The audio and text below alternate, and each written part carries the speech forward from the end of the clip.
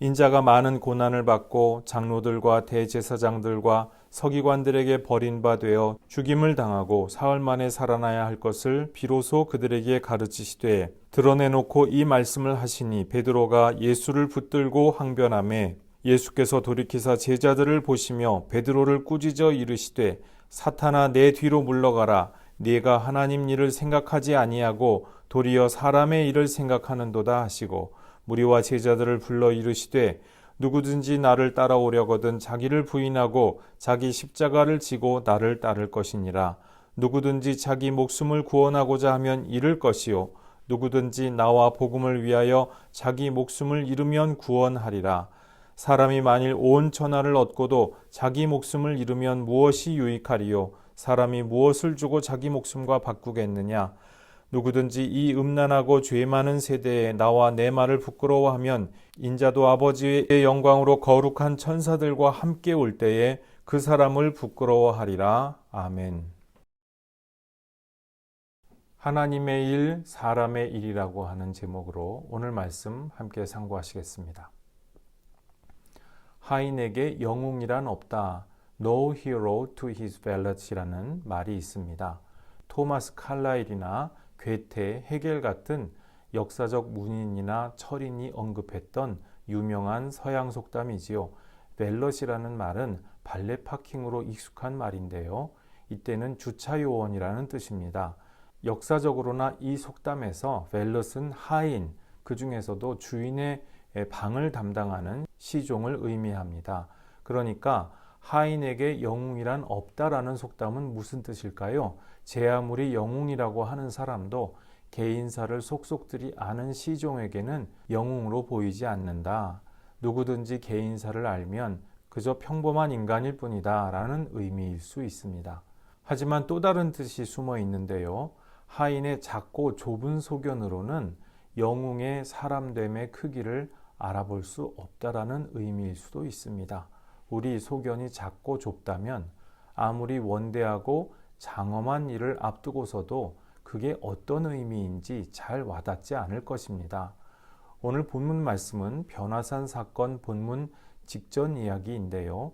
수제자 베드로가 예수님은 그리스도시라고 하는 장엄한 신앙 고백을 한 직후 일어난 일이기도 합니다.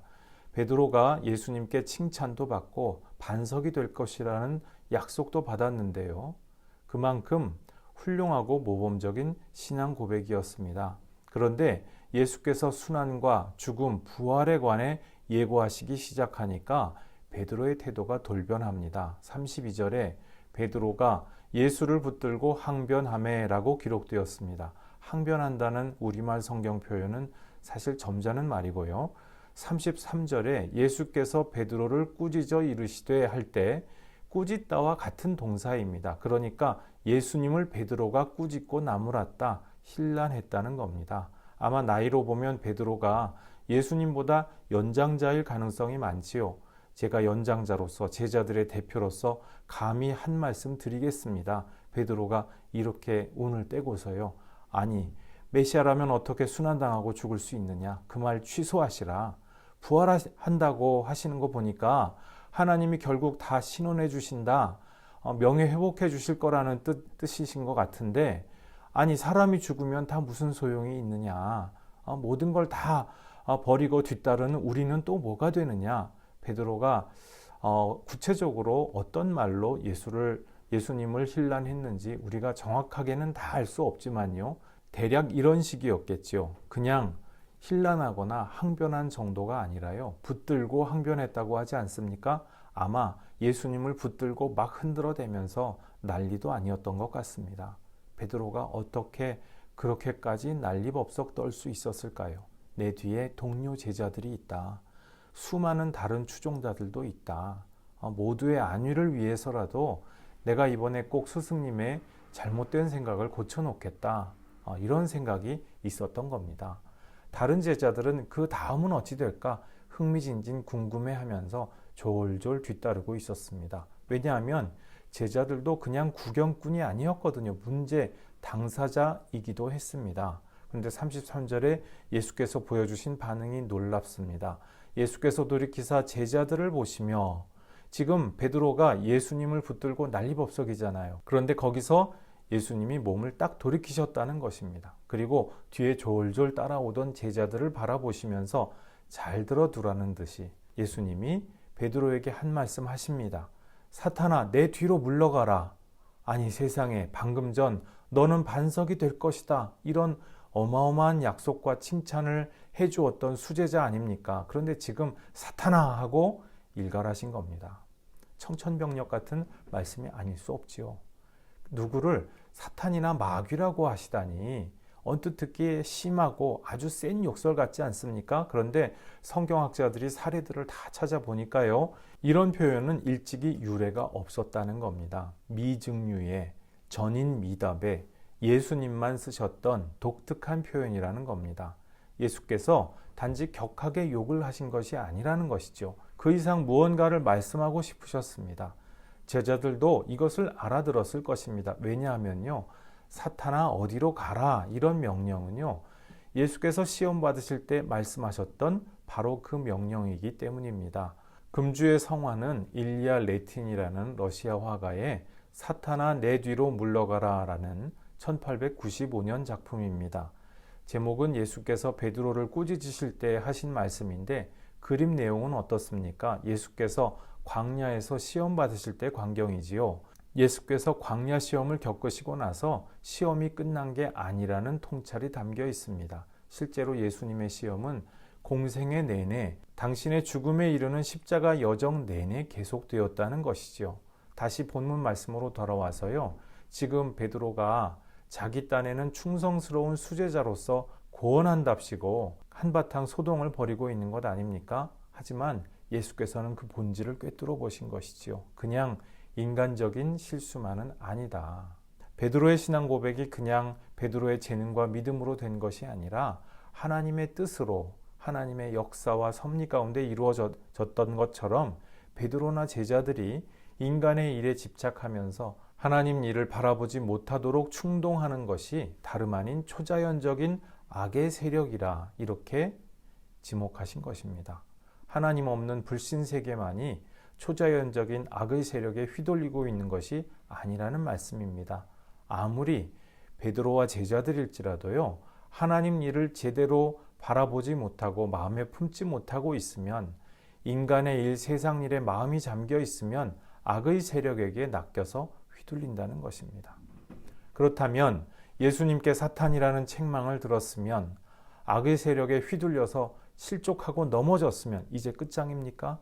하나님께서는 베드로를 버리시고 외면하실까요? 오늘 구약 본문인 창세기 17장에 보니까요, 하나님께서 아브라함과 언약을 맺으시고 아들을 약속하시는 장면이 나옵니다. 바울은 로마서 4장 13절 이하에서요, 아브라함이 바랄 수 없는 중에 바라고 믿었던 믿음의 조상이라 칭송했지요. 그런데 창세기의 아브라함 기사를 보면은요, 과연 아브라함이 불굴의 의지로 늘 그르침 없이 믿음의 선택을 해냈던가요? 아니지요. 아브라함 역시 실수와 결함이 많은 한 사람의 인간이었습니다. 불굴의 믿음으로 아들 이삭을 주실 때까지 기다렸어야 했지요. 하지만 공연히 첩을 들이는 바람에 많은 비극과 불행의 씨앗이 되지 않았습니까? 믿음의 길에서도 늘 옳기만 했던 것은 아니었지요.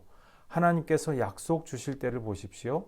불굴의 믿음으로 아멘한 것이 아니라요, 믿기에는 낯간지러워서 피식 웃다가 하나님께 한 소리 듣기도 합니다. 비록 그랬을지라도 아브라함은 그의 인생 중대 고비에 결정적인 순간에 믿음 안에서 좋은 선택을 합니다.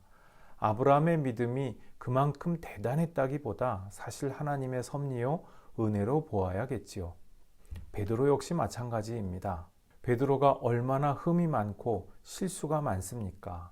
베드로는 수제자요 제자들의 사도들의 으뜸이라는데, 사실 베드로처럼 실수 많고 잘 넘어지는 분이 또 없는 것 같이 보입니다. 반석이 되리라 하셨건만 정말 반석이었습니까? 예수님이 십자가에 달리실 때 베드로는 딱히 굳건하게 예수님 곁을 지키지 못했지요. 심지어 안디옥에서 베드로는 얼마나 우유부단했습니까? 사도 바울한테 또 한 소리 듣기까지 하지 않습니까? 그러나 베드로 역시 인생의 결정적인 고비에 그는 믿음으로 자기를 부인합니다. 사실 예수님을 배신했을 때만큼 결정적인 고비가 또 있으리라 어찌 생각할 수 있었을까요? 그런데 베드로에게 있어서 가장 결정적인 고비는 아마도 후회되고 치욕스러운 회한의 시간들이었을 것입니다. 비슷한 상황에 처했던 가룟 유다를 보십시오. 그 상황을 버텨내지 못합니다. 베드로는 그 시간들을 어떻게든 버텨냈습니다. 그 결과 죽음에 이르기까지 그의 믿음으로 하나님께 영광 돌리게 됩니다. 베드로가 반석인 것은 어쩌면 흔들리지 않고 넘어지지 않아서가 아닙니다. 흔들리고 넘어져도 끝까지 다시 일어나 결국은 버텨냈기 때문에 반석일 수 있었습니다. 어떻게 베드로는 끝까지 버텨낼 수 있었을까요? 예수님 말씀과 약속을 기억해냈을 것입니다. 35절 이하 말씀을 보면은요, 예수께서 제자들과 무리들에게 당부하십니다. 사람들이 제 한 목숨 구하고자 십자가 지기를 꺼려 한다면 온 천하를 얻더라도 제 한 목숨조차 구할 수 없으리라. 나를 따르려거든 자기를 부인하고 각자 자기 십자가를 지고 나를 따르라. 베드로가 어떻습니까? 제 한 목숨 구하려고 십자가 현장을 견뎌내지 못했지요. 주님을 떠나고 나서 온 천하를 얻은 듯 자기가 하고 싶은 대로 고기 잡으러 갔지요. 그것은 구원의 길이 아니었습니다. 자기 자신을 부인하라고 하셨으나 베드로는 어떻습니까? 예수님을 부인하고 도망가 버렸지요. 예수께서 이미 이것을 내다보시고 베드로의 행적 그대로 말씀해 주셨던 것 같습니다. 제 욕망과 소견대로 마음대로 행하던 그 모습, 딱 그 반대에 하나님 일이 있었습니다. 이 뼈아픈 오점과 실책, 그리고 예수님 말씀을 두고두고 생각하지 않았겠습니까? 우리 모두 마찬가지입니다. 하인에게 영웅이란 없다. 사탄에게 철저히 종노릇할 때 눈과 귀가 가리워져서 진정한 영웅이 누구이신지 알아보지 못하는 법이지요. 우리 소견과 욕망에 머물러서 내 마음대로, 내 멋대로 행하면 사람의 일만 집착하면서 사탄의 종노릇하는 신세가 될 것입니다. 내 좁은 소견과 욕망을 내려놓고 멈출 때 비로소 진짜 영웅이 누구신지 시야에 들어옵니다. 우리 인생에 여러 가지 고비와 위기의 순간이 있습니다. 커다란 낭패와 실망과 환멸의 순간도 있을 것입니다. 그러나 모든 위기와 고통의 순간에 베드로처럼 좋은 선택하기를 원합니다. 무엇이 과연 좋은 선택일까요? 예수께서 이르시되 당장 내 눈앞에서 목숨 건지는 것을 두고 좋은 선택이라 하지 않으십니다. 당장 내 눈앞에 온 천하를 얻는 것을 두고 좋은 선택이라 하지 않으십니다. 당장 내 눈앞에 목숨을 잃더라도 손해보더라도 복음을 위하여 선택할 때 그것이 바로 유익한 선택이요 좋은 선택이 될 것입니다. 예수님 말씀에 순종하기 위하여 복음의 정신을 지켜내기 위하여 여러 가지 손해와 손실이 있을 수 있습니다. 그렇더라도 예수님 말씀과 복음을 선택하는 믿음의 사람들을 하나님께서는 결코 잊지 않으실 것입니다. 기도하시겠습니다. 주님, 희생의 십자가를 부인하는 삶은 참된 믿음의 길이 아님을 기억합니다. 우리가 오늘날 우리 삶에서 희생의 십자가를 부인하고 있지는 않은지 돌아봅니다. 희생의 십자가 없이 영광만 추구하려는 우리 어리석고 잘못된 믿음을 용서하여 주옵소서. 주님의 십자가를 인정하는 것은 우리 삶에서도 십자가를 인정해야 하는 것이기에 우리도 베드로처럼 십자가를 부인하고서라도 내 한 목숨 구해보고 싶은 마음이 있습니다. 영광과 안위만 쫓으라는 사탄의 달콤한 거짓 음성이 아니라 우리 구원을 위한 희생의 십자가를 달게 받으시던 주님 사랑 깨닫고 형제와 이웃을 사랑하는 삶으로 나아가도록 은혜 내려 주옵소서. 예수님 이름으로 기도드리옵나이다. 아멘.